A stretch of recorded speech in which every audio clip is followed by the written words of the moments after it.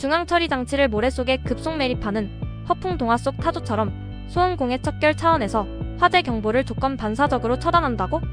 그럴 거면 애시당초에 화재 경보기를 무슨 연고로 부팅하였는고?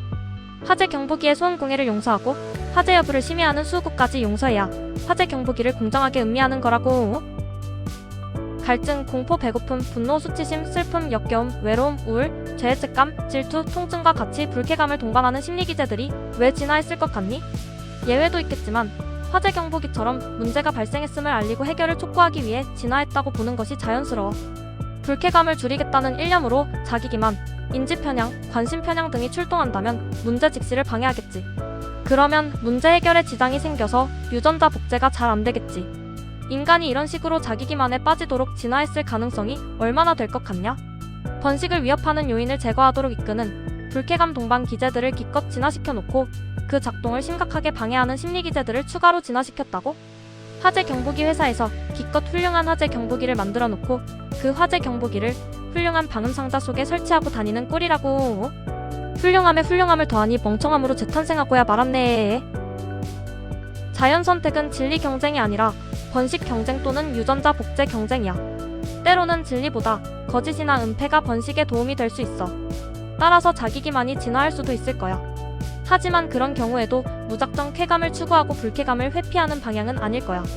번식에 도움이 되는 방향으로 자기기만이 일어날 것이라고 기대할 수 있지. 과대망상적 자기기만의 사례를 살펴보자. 프로이트처럼 쾌감에 주목할 수도 있을 거야.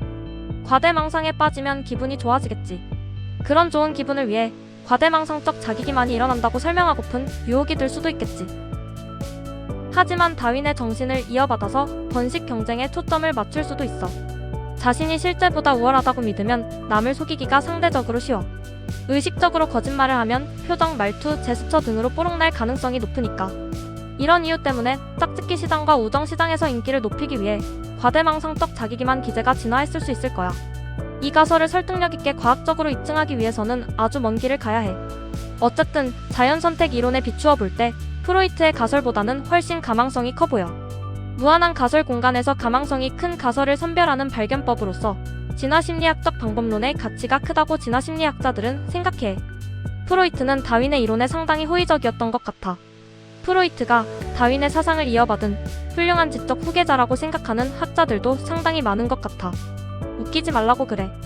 프로이트가 자연선택 이론의 핵심을 사실상 이해하지 못했다고 보아야 합당한 평가라고 생각해. 자연선택을 수박 겉핥기로만 받아들였기 때문에 쾌감 원리가 자연선택 이론과 정면으로 충돌한다는 점을 깨닫지 못한 것 같아. 그래서 가망성이 너무나 희박해 보이는 쾌감 원리 이론이나 방어기제 이론들에 편안하게 집착할 수 있었던 것 같아. 100년 전 사람인 프로이트의 자연선택에 대한 무지는 약간이라도 용서가 된다고 볼 수 있어. 하지만 21세기에도 소망적 사고이론이 당연히 옳다고 믿는 자칭 지식인들은 그렇게 쉽게 용서받을 수 없을걸? 자연선택이 진리 경쟁도 아니지만 행복 경쟁도 아니야. 따라서 자기기만을 통해서 행복, 쾌감, 소망 성취를 조작해내는 대가로 유전자 복제를 희생하도록 만드는 심리가 진화했을 가능성은 거의 없어 보여. 과대망상적 자기기만으로 기분이 좋아진다면 그런 쾌감은 과대망상적 자기기만의 목적이 아니라 부작용으로 보여. 쾌감이라는 목적을 위해 세련되게 설계되었다면 쾌감이 당연히 주인공이겠지. 반면 쾌감이 부작용에 불과하다면 상당히 일관되게 쾌감이 강화될 것이라고 기대하기는 힘들어. 부작용은 어디로 튈지 종잡기 힘들 때가 많으니까. 그렇기 때문에 과대망상적 자기기만의 사례처럼 쾌감을 강화하기도 하고 질투에 빠진 남자의 사례처럼 불쾌감을 강화하기도 하는 것 같아. 아내가 바람을 피웠음을 상당한 수준으로 암시하는 징후를 남편이 발견했다고 하자. 얼핏 살펴보면 질투에 빠진 남자는 마치 아내가 바람을 피웠으면 좋겠다고 생각하는 것 같아. 아내의 외도 증거를 눈에 불을 켜고 찾아내려고 하지. 쾌감, 불쾌감이라는 현상에 매몰되면 이러한 유사의 처증적 관심 편향에 안티소망적 사고라는 이름을 붙이고 싶어질지도 몰라. 번식의 관점에서 보면 불행행 직행열차를 타고 불나방처럼 달려드는 듯한 남자의 행태가 설명될 수 있다고. 아내가 바람을 피워서 임신하면 남편의 번식에는 대재앙이야. 기득권인 아내의 자궁을 다른 남자에게 빼앗겼기 때문에 재앙이지. 그것도 모르고 아내의 자식을 지극정성으로 돌보면서 엄청난 희생을 할 수 있기 때문에 재앙이지. 질투가 그런 식의 손해를 최소화하기 위해 진화했다고 보면 유사의 처증적 관심 편향이 상당히 합리적으로 보인다고. 고전적 합리성이 여러 가지의 의미로 쓰이지만 여기에서는 진리 추구의 측면에서 정의해보자. 생태적 합리성을 목적에 부합하는 수단으로 정의할 때가 많아. 유전자 복제를 목적으로 상정해보자. 과대망상적 자기기만을 고전적 합리성의 측면에서 보면 비합리적이야. 온갖 자기기만, 인지편향, 관심편향의 존재가 심리학계에서 상당히 잘 입증되었어. 그래서 많은 사람들이 인간의 비합리성을 한탄하게 되었지. 하지만 생태적 합리성에 초점을 맞추는 순간 아주 다른 그림이 펼쳐진다고. 과대망상적 자기기만도 유사히 처증적 질투 집착도 유전자 복제라는 기준으로 보면 상당히 합리적인 것 같아. 다른 사람들이 인간의 비합리성을 한탄하는 곳에서 진화심리학자들은 합리성을 발굴하려고 기를 쓰지.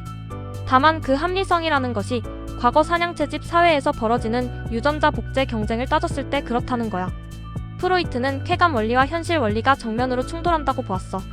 반면 진화심리학에서는 자기기만에서도 현실 원리를 발굴한다고. 유전자 복제 경쟁에서 출발하면 현실을 무시하는 것처럼 보이는 심리 현상도 현실을 냉철하게 고려하는 것으로 재해석할 수 있다고.